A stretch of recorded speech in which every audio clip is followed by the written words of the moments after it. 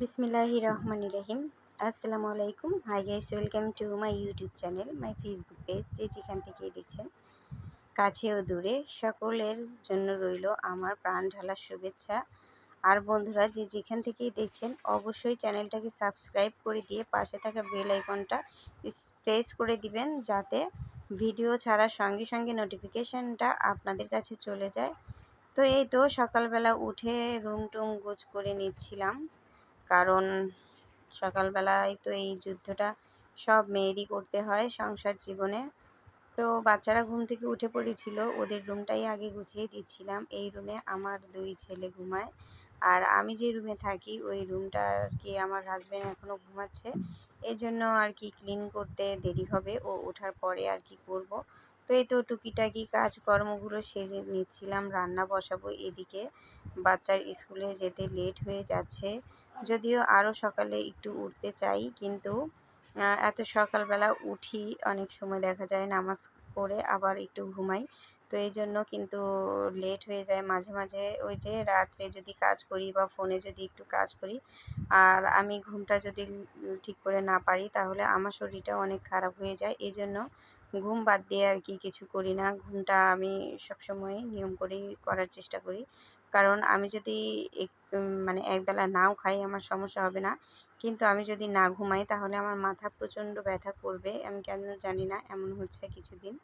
তো মাথার প্রচণ্ড পরিমাণে সমস্যা দেখা দিয়েছে। আর এই জায়গাটাতে কিন্তু আমি ইন্ডাকশানে রান্না করি, যদিও আমার গ্যাসের চুলার ওখানে আর কি কারেন্টের কোনো ব্যবস্থা নেই। তো এই তো আমার রুম টুম গোছানো হয়ে আসলো, এখন আমি রান্না বসাবো। আমার ছোট ছেলে ঘুম থেকে উঠে গেছে, আর বড় ছেলেটাকে প্রাইভেটে পাঠিয়ে দিয়েছি।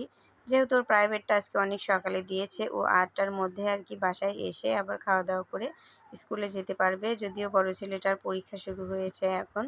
তো ও তো সরকারি একটা স্কুলে পড়ে, তো সেখানে আর কি এতটা চাপ থাকে না।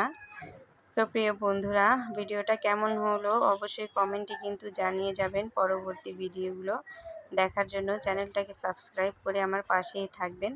ফ্রিজটাও আমার পরিষ্কার করতে হবে, দেখা যায় 10-12 দিন পর পরই পরিষ্কার করতে হয়, কারণ আমার সংসারে সব কিছুতে আর কি আমাকেই করতে হয়, আর আমার বাচ্চারা শুধু আছে এলোমেলো করার জন্য। এটা সব সংসারেই বাচ্চা কাচ্চারা সবসময় শুধু এলোমেলোই করে, আর ঘরে যে গৃহিণী আছে সব কষ্ট কিন্তু তারই হয়। তো এই তো একটু রান্না করতে চলে আসলাম, আর রুটি বানাতে অনেক সময় লাগবে, তাই ছোট ছেলেকে একটা চাপটি বানিয়ে একটা ডিম ভাজি করে আর কি খাইয়ে স্কুলে পাঠিয়ে দিব, তা না হলে অনেকটা লেট হয়ে যাবে। তো একদম দেখেন তেল ছাড়া কিন্তু চাপটি ভেজে নিচ্ছি, আর এইভাবে চাপটি ভেজে খেলে কিন্তু অনেক মজা হয়, একদম রুটির মতো হয়। তো একটু মোটা করে দিয়েছিলাম, যেহেতু আমি একটা চাপটি ভাজবো শুধু আমার ছেলের জন্য। তো এই তো ডিমটা ভাজার জন্য একটা পেঁয়াজ কেটে নিয়েছি, আর একটু মরিচের গুঁড়া দিয়ে ডিমটাকে সুন্দর করে গুলিয়ে নিলাম।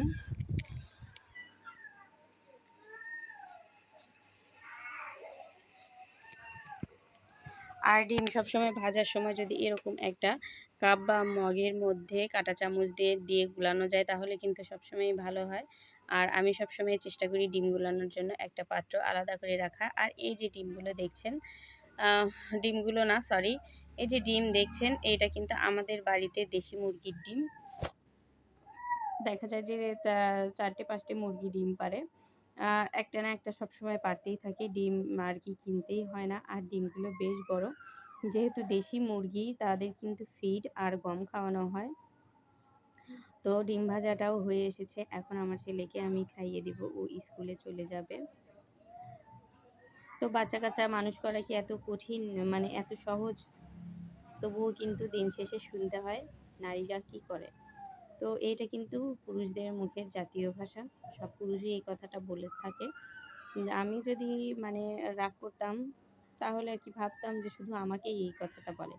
আমি প্রত্যেকটা মেয়ের মুখেই শুনি যে হাজবেন্ডরা সবসময় বলে যে কি করে সংসারে। তো আসলে সংসারে যে নারীরা কি করে, এটা তো আসলে বলে বোঝানো যাবে না। সকালকার থেকে যদি কেউ একটা নারীর সাথে থাকে, তাহলে সে দেখে যদি বোঝে, তাহলেই সে বুঝতে পারবে। আর যার হৃদয় নেই বোঝার মতো, সে তো বুঝবে না যে আসলে নারীরা ঘরের কোন কাজটা করে বা কি করে এরা সারাদিন। তো এগুলো কি কোনো কাজের মধ্যে পড়ে না নাকি? এগুলোও কিন্তু অনেক বড় একটা দায়িত্ব, যেটা নারীরা সব সময় করে থাকে। তো যাই হোক, ঘরের কাজ তো সব নারীকে করতেই হবে। এইটা হচ্ছে নারীদের জন্মই এজন্য যে তারা স্বামী সন্তানের দায়িত্ব পালন করবে। তো এটা সবসময় আমি খুব স্বাচ্ছন্দ্যভাবেই আর কি করার চেষ্টা করি। তো এই তো, চাপটিটা কিন্তু অনেক গরম ছিল, মাত্রই আর কি ভেজেছি, একদম গরম গরম। তো আমার ছেলেকে একটু মুখে দিয়েছিলাম একটু ফু দিয়ে, তারপরে আবারও এই যে ঠান্ডা হওয়ার জন্য অপেক্ষা করছিলাম। আর ও খুবই কম খাওয়া দাওয়া করে। তবে ওরা ভালো আছে। যখন আমি অনেক কাজে ব্যস্ত থাকি, তখন নিজেদের খাবার দাবারগুলো ওরা নিজেরাই নিয়ে খায়।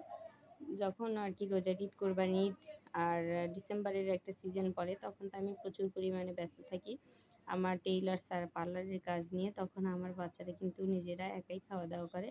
অবশ্য তখন আমি হয়তোবা দুধ জাল দিয়ে রাখি বা একটু নুডলস রান্না করে রাখি, আর মাংসটা রান্না করে রাখি, যেটা ২-৩ দিন আর কি জাল দিয়ে অনায়াসে খাওয়া যায়। কারণ গরুর মাংস বা মুরগির মাংস যতটা জাল পড়ে তাতেই কিন্তু মজা হয় আমার কাছে আর কি। এখন অন্য কারোর কাছে কেমন তা জানি না। এইদিকে একটু মুরগির মাংস রান্না করব। তার জন্য এখানে ২ টা পেঁয়াজ কুচি করে কেটে দিয়ে, গরম মসলা দিয়ে, একটু জিরা দিয়ে ভাজনা করে ভেজে নিব। তো ছোটোবেলায় কিন্তু দেখতাম মা চাচিরা এরকম ভাজনা করে মাংসের মধ্যে দিত, তাহলে গরম মশলাটাও কম লাগতো। যেহেতু গ্রামে আমাদের বাড়ি, ছোটো থেকেই দেখেছি হিসাব কিতাব সব কিছু আর কি করে মা চাচিরা সংসার করতো। তারা কোনো জিনিস মানে অপচয় করতো না। তো এইভাবে তারা খেত। আর এখন কিন্তু আমরা গরম মসলা আস্ত দেই। আমরা বলি যে তরকারিটা কালো লাগবে দেখতে, এইজন্য। আর এখন তো আবার মাংসের মসলা বের হয়েছে। আমি সাধারণত সবসময় মাংসের মসলা দিয়েই মাংসটা রান্না করার চেষ্টা করি। কিন্তু মাঝে, মাঝে আবার এভাবে একটু বেটেও দেই, যাতে আর কি ভিন্ন রকমের একটা টেস্ট পাওয়া যায়। তো আদাটা কিন্তু বাটাই আছে, ডিপ ফ্রিজে রেখেছিলাম। আর এই তো এখন একটু রসুন বেটে নিব। তো রসুনটা আর কি বাটা হয়েছিল না, যখন আদা বেটে ব্লেন্ড করেছিলাম তখন রসুনটা কম ছিল, এই জন্য রসুন বাটা হয়েছিল না। তো এই তো বন্ধুরা, আমার ভিডিওটা আর কি কমপ্লিট হয়ে গেল, আমার রান্নাটাও কমপ্লিট হয়ে গেল। অবশ্যই কমেন্ট করে জানিয়ে যাবেন কেমন হলো আমার ফুল ভিডিও। আর ভালো লাগলে অবশ্যই কিন্তু আমার পাশে থাকবেন। সবাই ভালো থাকবেন, সুস্থ থাকবেন।